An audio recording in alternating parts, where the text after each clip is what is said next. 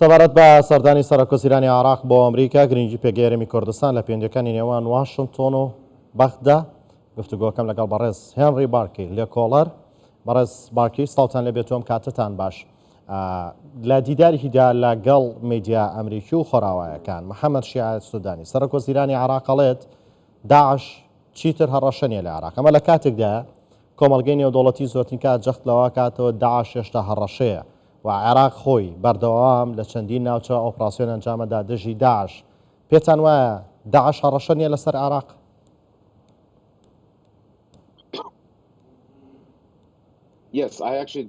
بەڵێ من بەڕاستی من پێم وایە داعش هێشتا هەڕەشەیە و ئەوەش ڕاستە کە ئەوەی کە سەرۆکوەزیران بە تەواوی ئەوەی کە باسی کردووە نەک لە ناو عێراق واتە ئەو داعشە نییە کە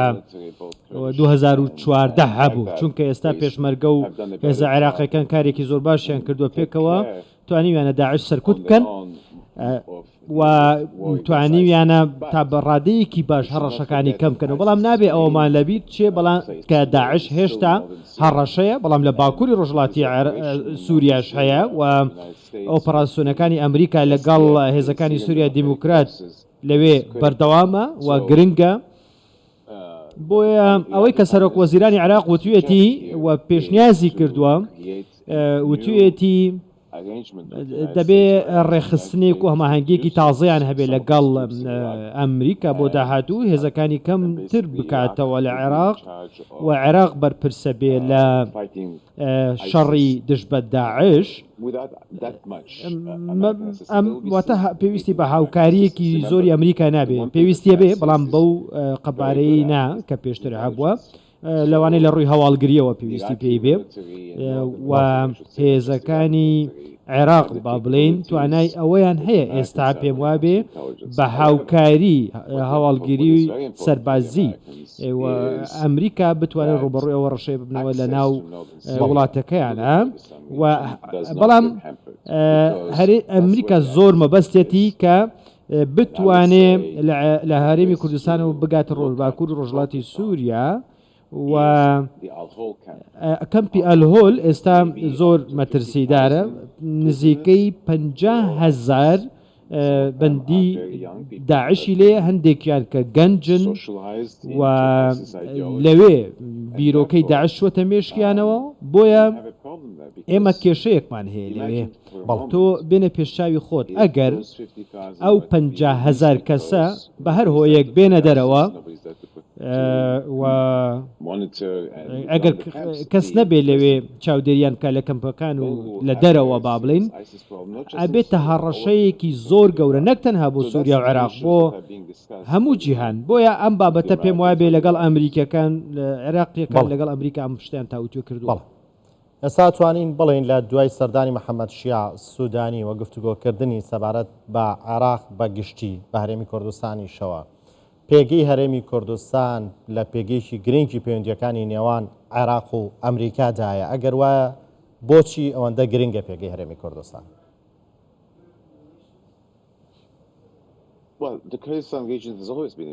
کوردستان هەموو کات گرنگ بووە، حکوومەتی هەرێمی کوردستان هەموو کات گرنگ بووە. هۆکارەکەشی ئەوەیە کە بەشێکە لە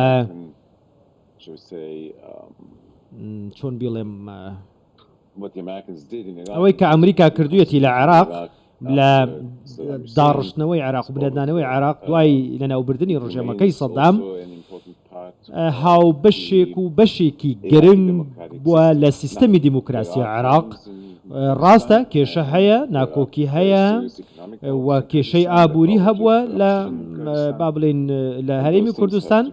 بەڵام ئەمە دەبێت چاودێری ئەم دۆخە بکەیت و بە جددیش وەربگیرێ و گرنگە دەبێت ئەوەی کە ئەمریکا داوایەکە بە گرنگیەوە سەر بکرێت، بەڵام کوردستان هەموو کات گرنگ بووە بۆ بە تێڕوانینی ئەمریکی کاتێک کە سەیری عێراقەکە هەرێمی کوردستانی زۆر بەلاوە گرنگە. دەتوانین بڵێن هەرێمی کوردستان تەنها بۆ عێراق گرنگە یاخود بۆ ناوچەکە و جیهانیش گرنگە؟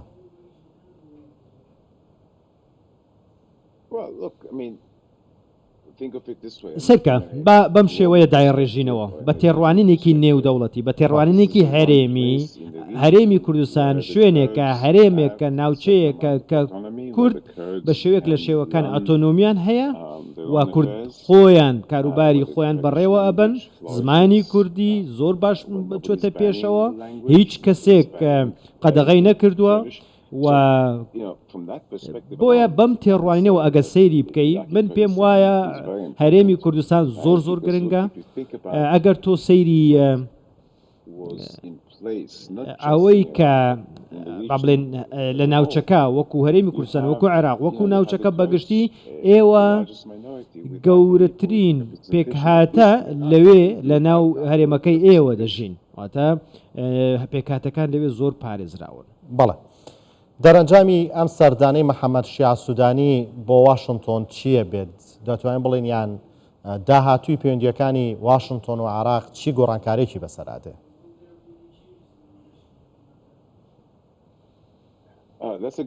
پرسیارێکی جوانە. ئەگەر بە دیوێکە سەیری بکەی ئەتوانم بڵێم ئێمە ئاساییکردنەوەی پەیوەندیەکان لە نێوان بەغا و واشنگتن ئەبینین وەک ئەمریکا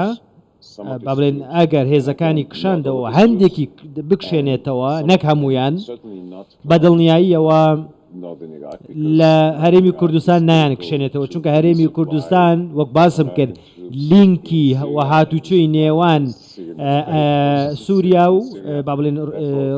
باکووری ڕۆژهەڵاتی سووریا و هێزەکانی سووریا دیموکرات و هێزی پێشمەرگەیە لەو بینە ئەمریکا دەیەوێت هاوتوچۆی هەبێ واتە لە هەرێمی کوردستان ناکشێتەوە بەڵام ئەگەر کرا لە هەندێک لە هێزەکانی لە عێراق کشاندەوە ئەمریکا نایەوێ وەکو داگیرکەر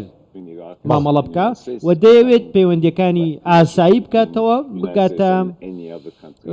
واتە بیباتە وەکو هەر وڵاتێکی ئاسایی کە چۆن تەعامل لەگەڵ بەڕێز بارکەر بە کورتی وەڵام بیتەوە سوپاس دەکەم ئەوەی سوودانی لە واشنگتۆن بە سەرۆکی ئەمریکا و بەرپرسانی باڵای ئەمریکی وتووە ئەتوانێت لە عێراق جێبەجێ بکات؟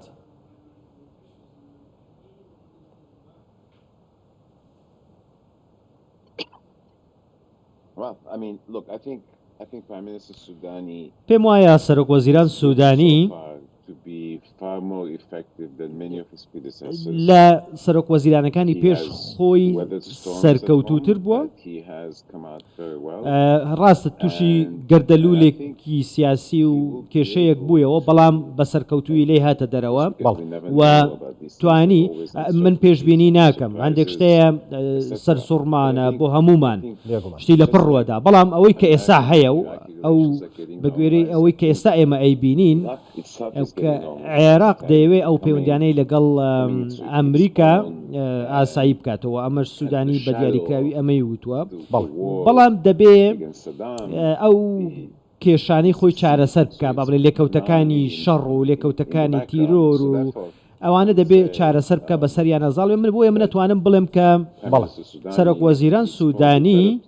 لەوانەیە باشترین پێگەی هەبێ و باشترین دەرفەتی هەبێ بۆ جێبەجێگرتنی ئەو پلانەی کە خۆی هەیەتی واتە ئەو سیاسەتەی کە خۆی ئەوێتی ئەمریکاش من پێم وابێ لە بەرژەوەندی عێراق و ئەمریکاشە بێ کە هاوکار بێ لە جێبەجێکردنی پلانەکەی. بەڕاستیان ڕێبارکەی لە کۆڵار سوپاس لەگەڵماندا بووین.